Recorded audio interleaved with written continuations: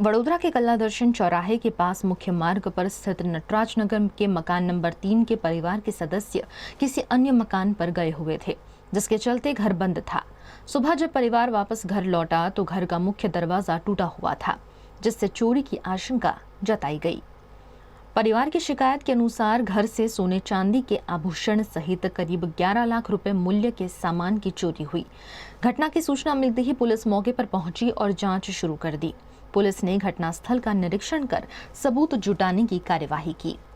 अब सबसे बड़ा सवाल ये है कि आखिर चोरों ने इतनी बड़ी वारदात को कैसे अंजाम दिया, क्योंकि मकान मुख्य सड़क पर स्थित है, इसलिए आसपास लगे सीसीटीवी कैमरों की फुटेज पुलिस के लिए अहम सुराग साबित हो सकती है।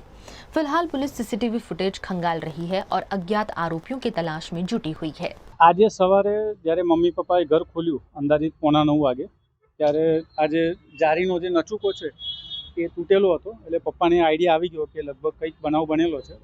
એટલે હું મારી જોબ પર હતો, પપ્પાએ ફોન કર્યો તો હું તરત જ ઘરે આવી ગયો। ઘરે આવીને અમે જોયું તો ઘરનો તિજોરીનો અંદર બધો સામાન જે વેરવિખેર હતો, માળિયા પરનો સામાન પણ બધો વેરવિખેર હતો। પછી બધું ચેક કર્યું તો લગભગ ઘરની અંદર જે સોનાના દાગીના જે હતા એ પણ ચોરાયેલા છે અને જે રોકડ હતી અંદાજિત 1.5 લાખની આજુબાજુ એ રોકડ પણ ઘરમાંથી ગાયબ। અમે લોકો ગઈકાલે રાત્રે અમારો બીજો ફ્લેટ છે દેવાશીષ હાઇટ્સમાં, અમે લોકો ત્યાં હતા। મારા બેનને ત્યાં જમવાનો પ્રોગ્રામ હતો, એટલે પછી રાત્રે અમે લોકો ત્યાં જ સૂઈ ગયા હતા અને સવારે પછી આવ્યા તો આ બનાવ બનેલો છે।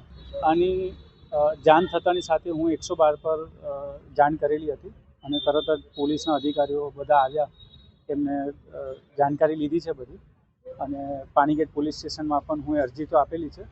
હવે પ્રશાસન એવું કીધું છે કે કાર્યવાહી થશે અને રિકવરી થશે એવું આશ્વાસન આપેલું છે।